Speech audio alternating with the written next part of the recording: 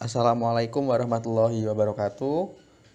Kami dari kelompok 10 yang beranggotakan saya sendiri, Agus Kurniawan, kemudian ada M. Fathur Rizky, kemudian ada Wulan Sari, dan ada Rindang Sekar Kinanti, yang akan menjelaskan materi terkait psikopatologi budaya. Berikut adalah penjelasannya. Yang pertama, ada pengertian psikopatologi budaya. Psikopatologi adalah cabang psikologi yang menyelidiki penyakit dan gangguan mental serta gejala-gejala abnormal lainnya. Psikopatologi terdiri dari dua kata, yaitu psiko yang secara harfiah berarti jiwa atau perilaku, dan patologi yang merupakan ilmu tentang penyakit, yaitu sesuatu yang menyebabkan gangguan pada makhluk hidup. Menurut arti yang sudah dijelaskan, psikopatologi adalah kajian ilmiah mengenai gangguan jiwa atau perilaku. Psikopatologi merupakan penyakit jiwa atau gangguan jiwa di mana adanya ketidakmampuan berfungsinya individu sehingga tidak tercapainya pemuasan terhadap kebutuhan-kebutuhan jasmaniah, perasaan, dan persyaratan tingkah laku yang berlaku di masyarakat di mana individu itu hidup. Pemahaman mengenai budaya sering tumpang tindih dengan penggunaan istilah etnisitas dan ras. Budaya berasal dari kata budaya, bentuk jamak dari budi, artinya budi atau akal. Menurut Esun dan Gurung, dalam budaya terdapat berbagai kepercayaan, nilai, simbol, norma, dan perilaku yang perlu sekali dipelajari. Budaya diartikan sebagai perilaku atau cara hidup dari kelompok yang mencerminkan berbagai kepercayaan, nilai, norma, sikap, dan pengalaman yang dibagikan dan berubah sepanjang waktu. Dari penjelasan yang sudah dijabarkan, dapat disimpulkan bahwa psikopatologi budaya adalah penyakit jiwa atau gangguan jiwa yang dipengaruhi oleh konteks budaya. Pada perkembangan psikopatologi, aspek budaya turut berkontribusi, yang hanya dapat diobservasi pada budaya tertentu atau disebut culture bound syndrome atau CBS. Culture bound syndrome ini adalah penyakit yang dipengaruhi oleh budaya serta kejadian yang tidak disangka-sangka, yang memperlihatkan keterkaitan antara faktor psikologi, budaya, dan psikopatologi dalam budaya dan masyarakat tertentu saja. Budaya merupakan sebuah identitas terhadap masyarakat yang tinggal pada suatu daerah tertentu, di mana hal tersebut dilakukan berulang-ulang sehingga membentuk sebuah kebiasaan dan dapat mempengaruhi perilaku manusia. Pada awalnya, perkembangan mengenai gangguan mental dilakukan pada seseorang yang memiliki latar dan budaya Amerika Serikat, yang pada akhirnya memunculkan banyak teori baik mengenai psikologi ataupun mengenai kesehatan. Namun, karena mulai berkembangnya ilmu pengetahuan dalam dunia psikologi, terlebih dalam gangguan mental memunculkan pro dan kontra mengenai awal perkembangan ilmu psikologi tersebut. Mereka menganggap bahwa tidak semua teori dapat benar-benar cocok dalam mengidentifikasi, mengklasifikasi, mendiagnosis, melakukan prognosis, dan melakukan terapi terhadap gangguan mental yang berasal dari berbagai wilayah di luar Amerika. Awal terbentuknya sebuah psikopatologi budaya atau culture bound psikopatologi diketahui berasal dari stres budaya yang dialami oleh individu saat kebudayaan memberi mereka tekanan langsung maupun tidak langsung. Contoh dari tekanan tersebut itu dapat berupa aturan atau sanksi yang berlaku pada budaya mereka sehingga membuat mereka merasa terikat. Contoh lain yang mendapat menjadi sumber stres budaya yaitu adanya urbanisasi dan modernisasi yang menyebabkan adanya perubahan budaya yang cepat dan kehilangan budaya yang lama serta adanya kontak ataupun interaksi antar budaya seperti pernikahan antar suku dan transmigrasi.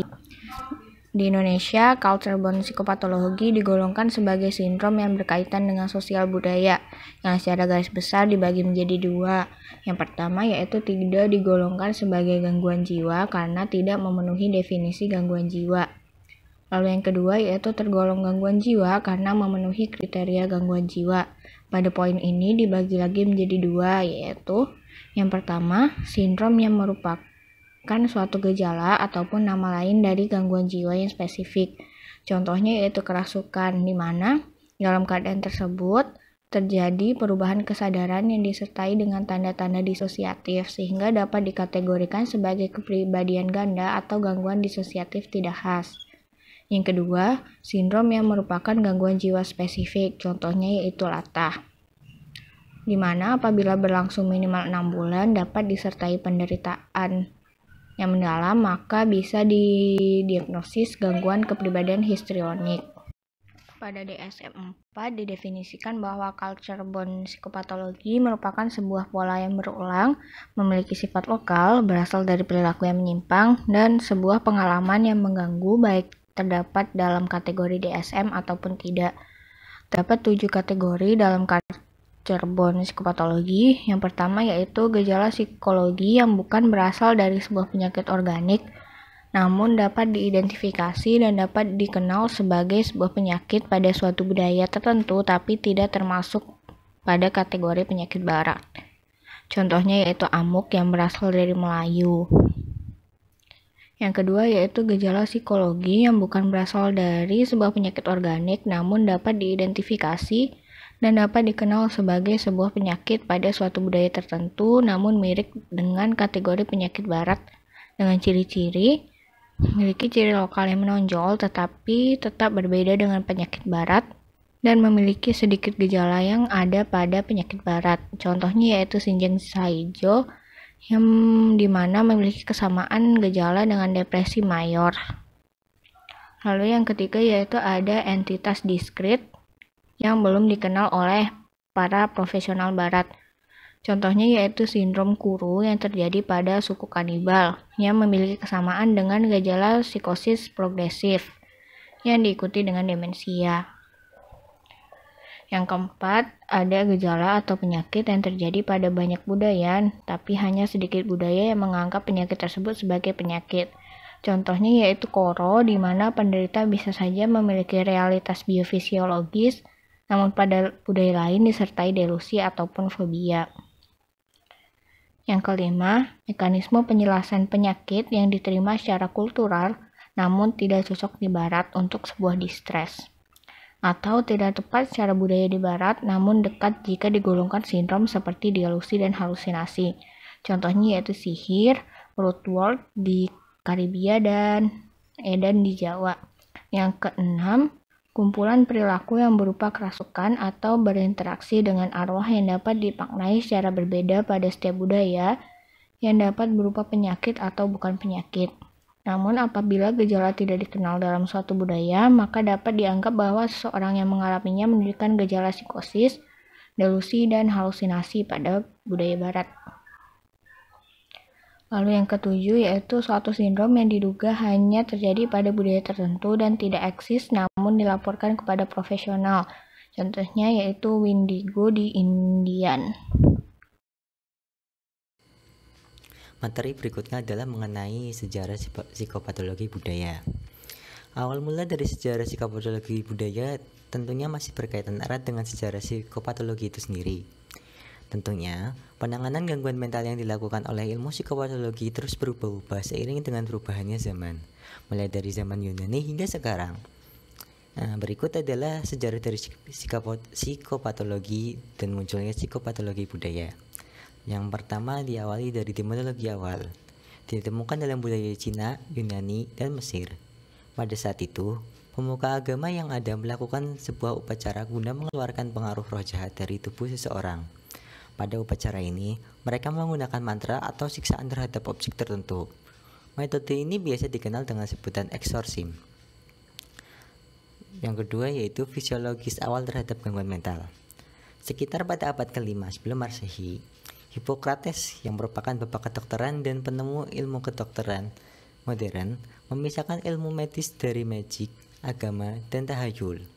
Menurutnya, otak merupakan kontrol dari kesadaran, intelektual, dan emosi manusia.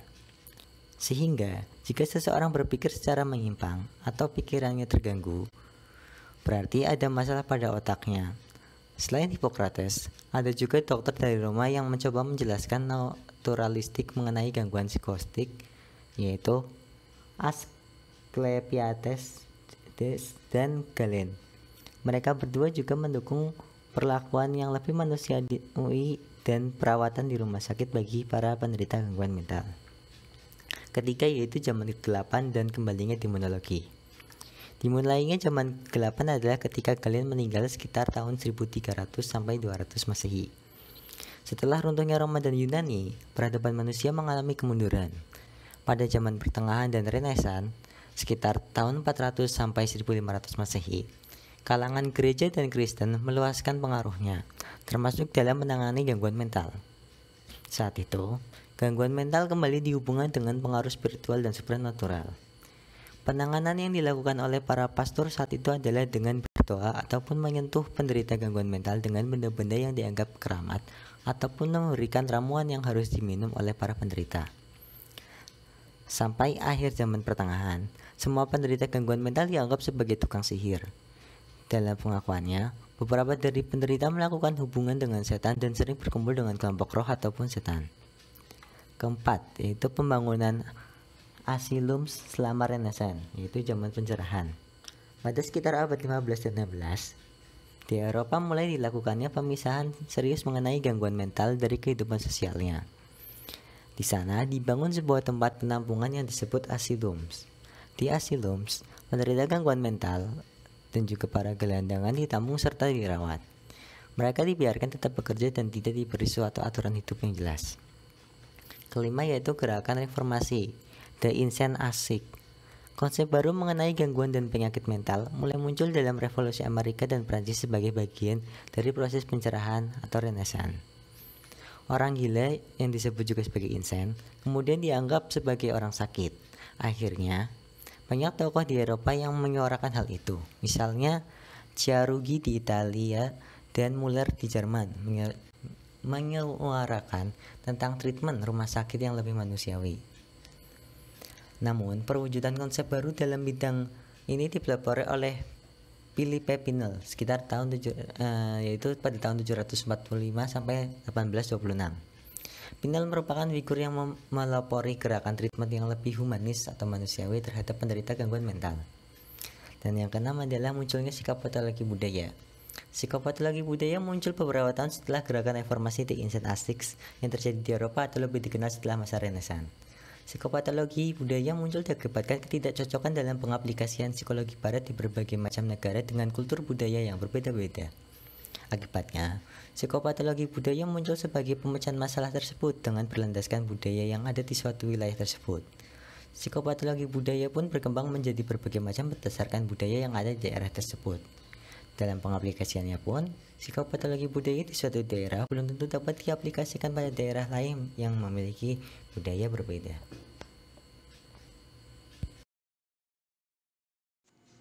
Selanjutnya saya akan menjelaskan perkembangan psikopatologi budaya. Berawal dari psikologi barat yang tidak sepenuhnya cocok diterapkan di semua daerah, psikopatologi budaya pun muncul dan berkembang menjadi berbagai macam, berdasarkan budaya yang ada di daerah tersebut. Dalam pengaplikasiannya pun, psikopatologi budaya di suatu daerah belum tentu dapat diaplikasikan atau cocok pada daerah yang lain karena memiliki budaya yang berbeda. Adanya perubahan budaya yang sangat cepat seperti urbanisasi dan modernisasi membuat perkembangan pada psikopatologi budaya ini sendiri. Mulai dari psikopatologi budaya asli yang hanya terdapat di suatu daerah tertentu sampai psikopatologi budaya yang sudah berkembang atau modern. Berikutnya adalah contoh dari perkembangan psikopatologi budaya dari budaya asli sampai ke budaya modern. Yang pertama ada hikikomori, yang merupakan suatu fenomena sosial budaya Jepang yang dialami oleh kalangan remaja ke dewasa awal. Hikikomori adalah sebutan untuk orang yang menolak pergi keluar dari rumah dan memilih untuk mengisolasi diri di dalam rumah dalam kurun waktu yang lama. Ada beberapa kriteria untuk mendiagnosa hikikomori. antaranya yaitu menghabiskan sebagian besar waktu di dalam rumah. Kemudian bersikeras untuk menghindari situasi sosial. Dan juga ada simptom yang mengganggu rutinitas ataupun fungsi pekerjaan maupun akademik. Kasus hikikomori sendiri sering terjadi, namun tidak selamanya melibatkan gangguan lain yang terdaftar pada DSM-4. Hikikomori ini dianggap sebagai sindrom yang kultural atau sindrom yang terjadi dalam budaya tertentu. Dalam hal ini adalah khas dari budaya Jepang. Walaupun diartikan sebagai fenomena yang mengganggu aktivitas akademik maupun pekerjaan, nyatanya orang dengan hikikomori ini tidak sedikit yang mampu memiliki pekerjaan serta menciptakan hasil pekerjaan yang berkualitas. Banyak pekerjaan orang dengan hikikomori ini yaitu sebagai seorang penulis dan juga manga artis. Selanjutnya yaitu fenomena latah. Latah merupakan sebuah fenomena sosial yang marak terjadi di masyarakat sebagai bentuk respons yang dimiliki oleh sebagian individu. Menurut KBBI, latah adalah menderita sakit saraf dengan suka meniru-niru perbuatan ataupun ucapan orang lain.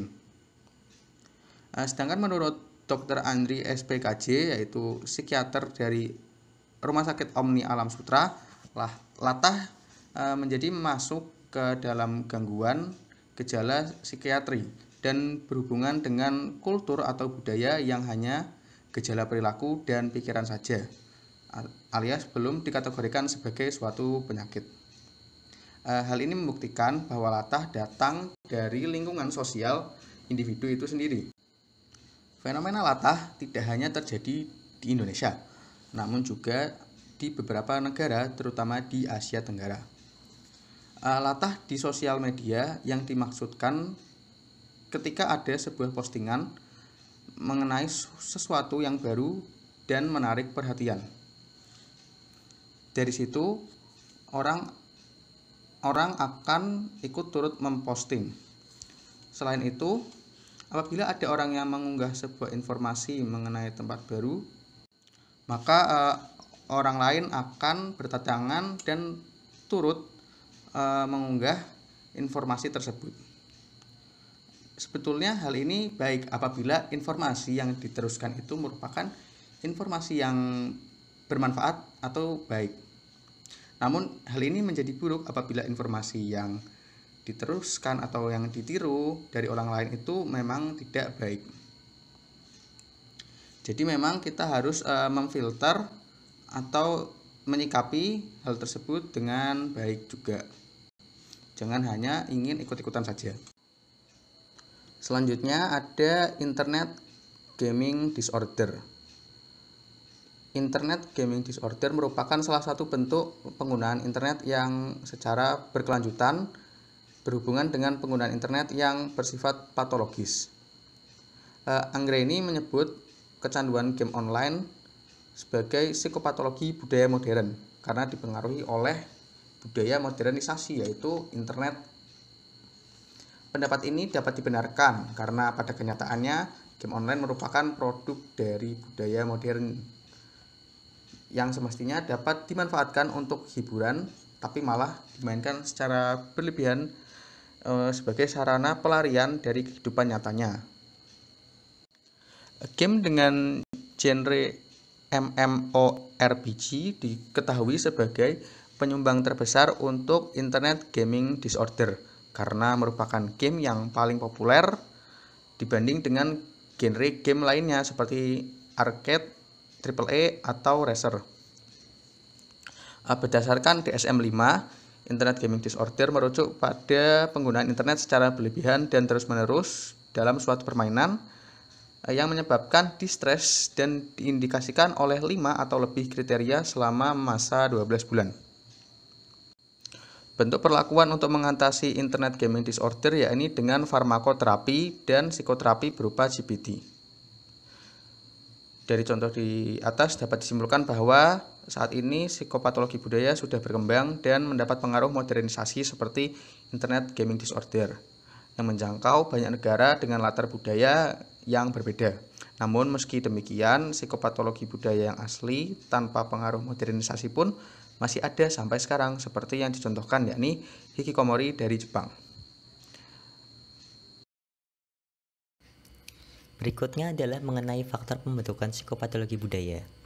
Psikopatologi budaya tentunya tidak semena-mena muncul, selain karena ketidakcocokan daerah barat, banyak daerah dengan budaya yang berbeda, seberagam. Masih ada beberapa faktor yang membuat psikologi budaya. Faktor itu tiranya yaitu yang ada budaya. Budaya tidak ada ciri khas masing-masing.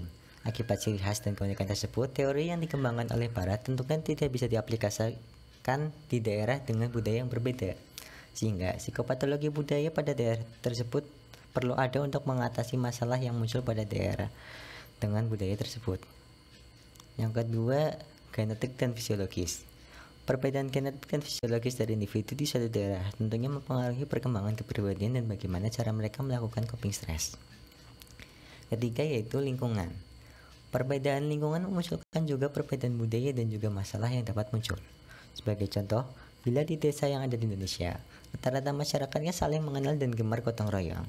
Namun, ada sifat buruk yang ada. Salah satunya yaitu menghindar tetangganya bila terjadi sesuatu. Keempat yaitu kognisi maladaptif. Kognisi maladaptif dapat didefinisikan sebagai distorsi kognitif mengenai diri sendiri dan lingkungan. Salah satu contohnya adalah bila ada seorang anak dari keluarga di desa sudah lulus dari jenjang pendidikan akhirnya, namun tidak segera mendapatkan pekerjaan ataupun menikah, maka dia akan menjadi bahan omongan orang di desa tersebut. Hal ini menyebabkan terganggunya fungsi kognitif individu dan cenderung terus mengingat omongan tersebut hingga mengganggu aktivitasnya. Yang kelima yaitu perubahan budaya yang cepat. Adanya perubahan budaya yang datang dan juga pergi memunculkan permasalahan di masyarakat. Biasanya hal ini terjadi dikarenakan individu atau kelompok yang mengalami urbanisasi ataupun transmigrasi. Dan terakhir keenam yaitu perbedaan keyakinan.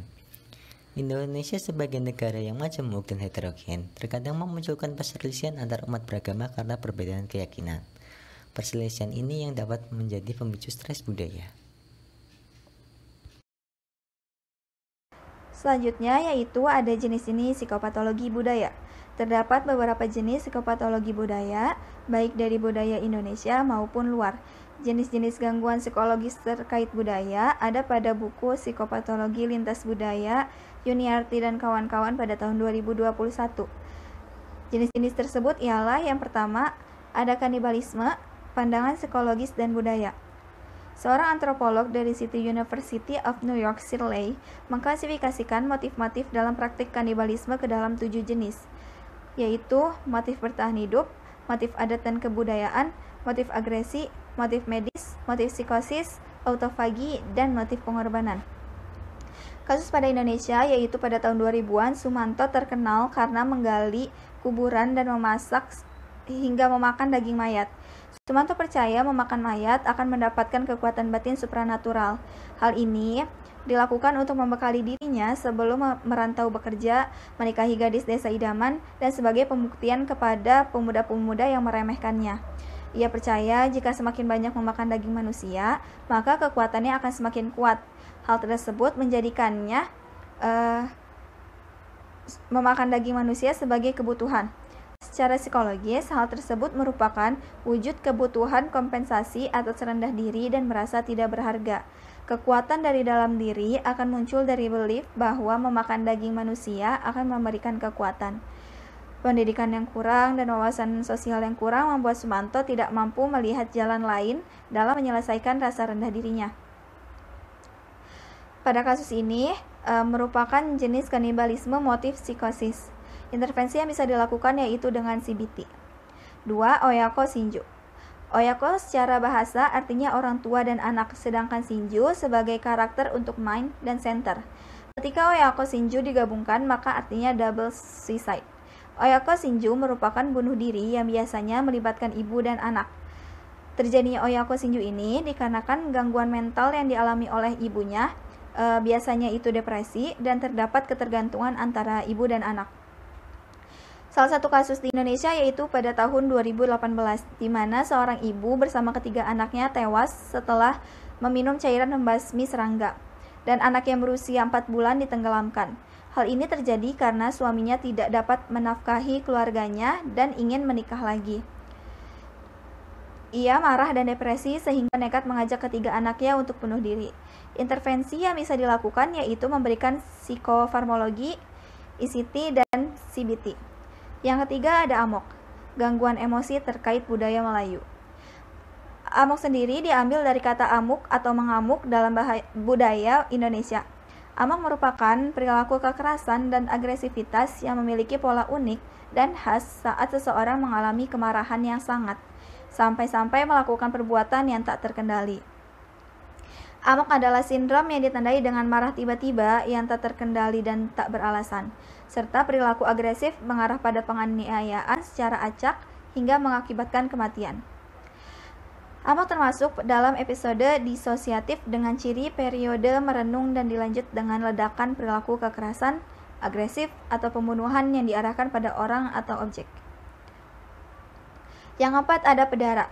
Menurut kepercayaan masyarakat Sengkuang Daok, pedara adalah penyakit yang akan dirasakan seseorang jika melanggar norma sosial, di mana mereka percaya bahwa itu adalah akibat dari kemarahan arwah kakek nenek yang telah meninggal kepada keturunannya. Orang yang mengalami pedara akan merasakan sakit fisik, yaitu pusing, demam, mual, daun telinga dingin, dan muntah. Semakin besar pelanggaran yang dilakukan, maka semakin parah pula sakit fisik yang diderita. Pedara ini bisa diintervensi dengan pedara, yaitu penyebutan untuk penyembuhannya. Intervensi konvensional yang bisa dilakukan yaitu CBT. Yang kelima ada skizofrenia pasung. Pasung dilakukan untuk membatasi gerak penderita karena dianggap dapat membahayakan diri dan orang lain. Penderita ini masih diyakini oleh kebanyakan masyarakat disebabkan karena kerasukan yang diperkuat dengan simptom seperti halusinasi, waham, atau perilaku paranoid yang dianggap magis spiritual. Sehingga pengobatan dengan dukun masih dipercaya dapat menyembuhkan skizofrenia. Pasung merupakan intervensi lokal untuk penyembuhan skizofrenia. Hal ini dikarenakan kurangnya pengetahuan keluarga dan masyarakat sekitar, serta ekonomi keluarga yang kurang. Intervensi yang bisa dilakukan untuk menangani skizofrenia adalah CBT. Yang keenam ada fenomena depresi di Gunung Kidul. Fenomena ini sangat berhubungan dengan keadaan depresi dan penyakit menahun yang diderita oleh lansia berusia lebih dari 60 tahun. Pulung gantung menjadi kepercayaan masyarakat yang memperparah keadaan tersebut. Pulung gantung adalah isyarat dari langit akan terjadinya gantung diri. Selain kepercayaan pulung gantung, bunuh diri di Gunung Kidul juga diakibatkan oleh depresi karena masalah ekonomi sebagian masyarakatnya. Untuk mengurangi kasus bunuh diri di Gunung Kidul ini, intervensi berbasis budaya lokal yang sudah dilakukan yaitu membuat program kesehatan mental, membentuk tim Satgas Berani Hidup, dan merancang modul pencegahan bunuh diri. Intervensi konvensional yang bisa dilakukan yaitu pemberian obat-obatan, interpersonal psikoterapi, cognitive therapy, dan behavioral activation therapy. Yang ketujuh ada I am not ill, I am ngep. Kasus di Bali pada seorang petani yaitu Nyoman menderita karena mengalami berbagai peristiwa seperti pengalaman spiritual, kecemasan, ketakutan, dan dianggap menderita gangguan jiwa. Ada beberapa peristiwa yang menakutkan menyebabkan munculnya wong samar di kehidupan Nyoman. Kemunculan wong samar ini dan suara-suara yang didengarnya membuat Nyoman memilih menghindar dan bersembunyi di sawah yang jauh. Pemicu munculnya pengalaman traumatis Nyoman adalah peristiwa pembantaian G30 SPKI, ditambah juga kematian anak perempuan dan ditinggal istrinya. Fenomena sakit dan sehat mental di Bali berkaitan dengan kepercayaan tentang dunia spiritualitas masyarakat setempat, yaitu sakala niskala atau dunia nyata dan dunia gaib, buana ageng atau alam semesta, dan buana alit atau elemen di dalam alam semesta yang seluruhnya berinteraksi dinamis. Ngap dikarenakan seseorang menyaksikan kejadian aneh dan menakutkan. Nyoman didiagnosa mengalami PTSD. Berdasarkan budaya dan spiritualitas Bali, ia mengalami ngab. Intervensi yang dilakukan berdasarkan budaya Bali yaitu menggunakan jasa balian atau jero dasaran atau balian usada.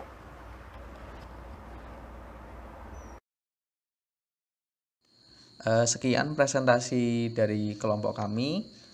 Apabila ada pertanyaan bisa diajukan di e-learning. Terima kasih. Wassalamualaikum warahmatullahi wabarakatuh.